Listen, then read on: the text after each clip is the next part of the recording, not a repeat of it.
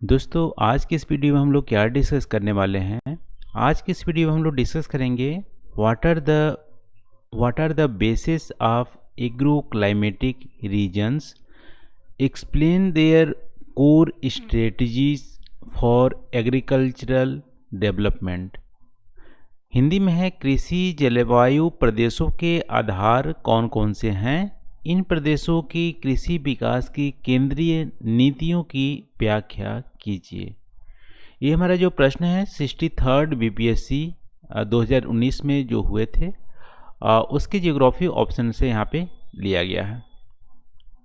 तो दोस्तों यहाँ पे क्वेश्चन में पूछ रहा है कि जो एग्रो क्लाइमेटिक जो रीजन्स हैं इंडिया की या किसी भी स्टेट की, उसकी क्लासिफिकेशन यानी क्लासिफाई करने के लिए क्या बेसिस हैं, किस फैक्टर पे एग्रो क्लाइमेटिक रीजन को क्लासिफाई किया जाता है, ये हमारा पहला पार्ट है। दूसरा पार्ट में है कि एग्रो क्लाइमेटिक रीजन जो हम क्लासिफाई करते हैं वहाँ पे मेन तो पर्पज होता है एग्रीकल्चर डेवलपमेंट करना है। तो एग्रीकल्चर डेवलपमेंट करने के लिए वहाँ पे क्या स्ट्रेटजी अपनाई जाती है, ठीक है, कोर स्ट्रेटजी क्या होती है वहाँ की एग्रीकल्चरल डेवलपमेंट के लिए, ये हमारा दूसरा पार्ट है। तो आई होप दोस्तों यहाँ पे क्वेश्चन आपको समझ में आ गया होगा कि लिखना क्या है यहाँ पे। तो चलो दोस्तों आज का वीडियो स्टार्ट करते हैं। और आपको पता होना चाहिए हर आंसर के 3 पार्ट होते हैं, इंट्रोडक्शन, बॉडी और कंक्लूजन। इंट्रोडक्शन पार्ट में आप थोड़ा सा यहाँ पे डिफाइन कर सकते हो कि एग्रो क्लाइमेटिक रीजन्स होते क्या हैं। फिर अब बॉडी पार्ट में आप यहाँ पे बताओगे कौन कौन से फैक्टर्स होते हैं जो एग्रो क्लाइमेटिक रीजन को वहाँ पे क्या बेसिस होती है जिससे क्लासिफाई करते हैं। और बाद में कोर स्ट्रेटजी भी अब बॉडी पार्ट में ही डिस्कस करेंगे। तो दोस्तों यहाँ पे फूड एंड एग्रीकल्चर ऑर्गेनाइजेशन 1983 के अकॉर्डिंग एग्रो क्लाइमेटिक रीजन एक लैंड यूनिट होती है, ठीक है। लैंड यूनिट का मतलब एक एरिया होती है, एक लैंड होती है जो जिसमें रफली 1 क्लाइमेट होता है, ठीक है, 1 क्लाइमेट होता है और वहाँ पे सर्टेन रेंज ऑफ क्रॉप वहाँ पे उगाए जाते हैं। जैसे कि एग्जाम्पल तौर पे आप देख सकते हो कि यदि यहाँ पे इंडो गैग्नेटिक प्लेन की आप बात करोगे तो एक यहाँ पे रफली 1 यूनिट आप बना सकते हो, ठीक है। तो वहाँ पे क्या होनी चाहिए, एक क्लाइमेट होनी चाहिए और साथ साथ सर्टेन जो हमारी रेंज ऑफ क्रॉप्स हैं, जैसे कि वहाँ पे वीट और पैडी या शुगर केन की वहाँ पे कल्टीवेशन होती है। जैसे कि मान लो ब्लैक सॉइल की बात कर लो, तो ब्लैक सॉइल वाले रीजन में जनरली एक ही टाइप की क्लाइमेट होती है, ह्यूमिड क्लाइमेट, ठीक है। वहाँ पे सॉइल भी एक यूनिक कैरेक्टरिस्टिक है और कॉटन की ग्रोथ के लिए ज़्यादा सुटेबल होती है। तो इस टाइप की जो हमारी रीजन्स बनाए जाते हैं उसको बोलते हैं एग्रो क्लाइमेटिक रीजन। आप इसका food and agriculture organization FAO का आप रेफरेंस दे सकते हैं।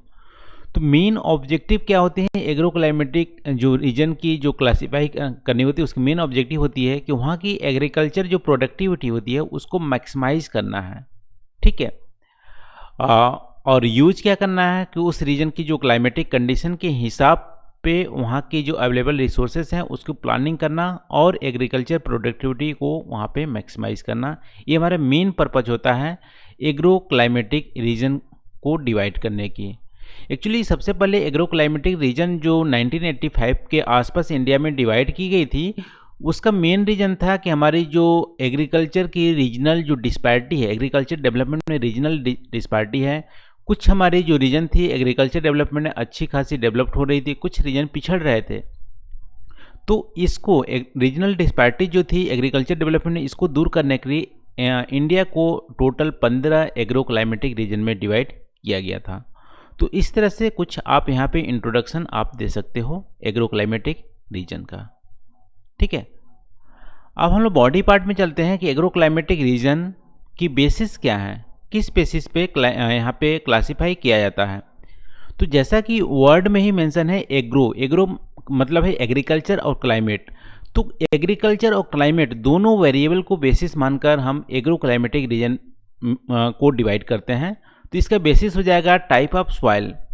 टाइप ऑफ सॉइल आप देखोगे तो ये हमारी एग्रीकल्चर की वेरिएबल है, यानी कि कहीं पे जैसे ब्लैक सॉइल है, ब्लैक सॉइल के लिए अलग ही रेंज की जो हमारी सुटेबिलिटी जो क्रॉप होती है वो होती है। जहाँ पे एल्यूवियल सॉइल है, जहाँ पे रेड एंड येलो सॉइल है, उसकी अलग ही हम वहाँ पे क्रॉप्स की जो वैरायटी होती है वो अलग ही टाइप की वहाँ पे ग्रो होती है।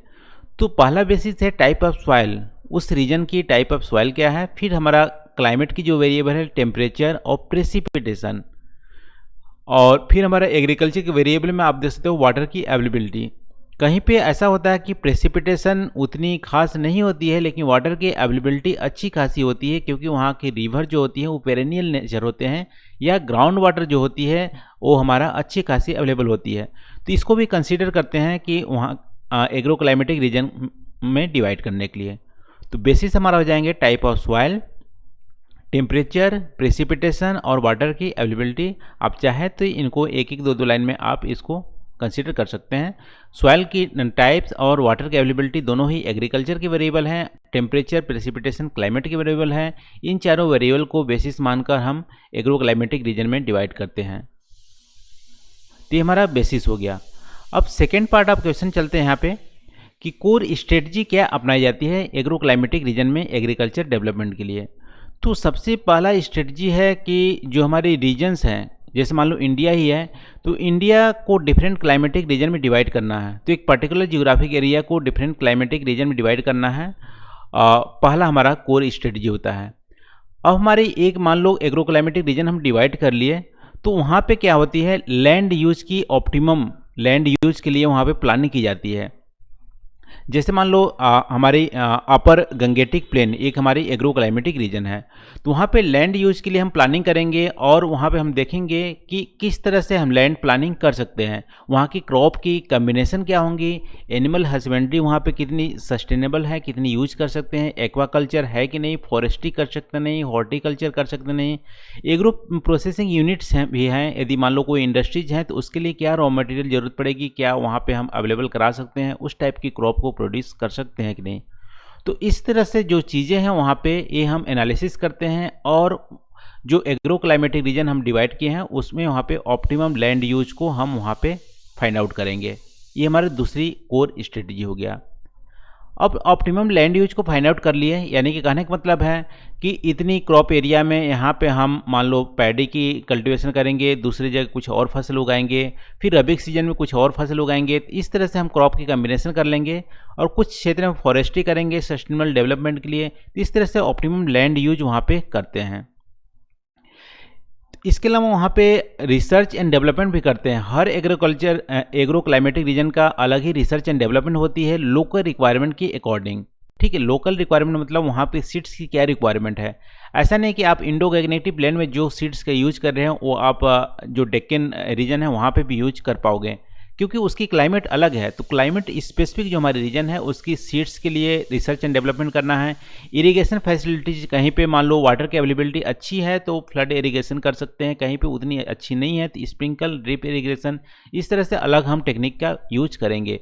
फिर फर्टिलाइजर क्या यूज करेंगे, वहाँ के सॉइल में अवेलेबिलिटी कितनी ज़रूरत है फर्टिलाइजर का, टेक्नोलॉजी क्या यूज करेंगे, इस सब का लोकल जो रिक्वायरमेंट है उसका रिसर्च एंड डेवलपमेंट को इनेबल करते हैं ईच हमारी एग्रो क्लाइमेटिक रीजन का। फिर सॉइल हेल्थ जो इन्हेंसमेंट है उसके क्या हम उपाय कर सकते हैं, रेगुलर चेकिंग करेंगे ईच हमारे एग्रो क्लाइमेटिक रीजन में।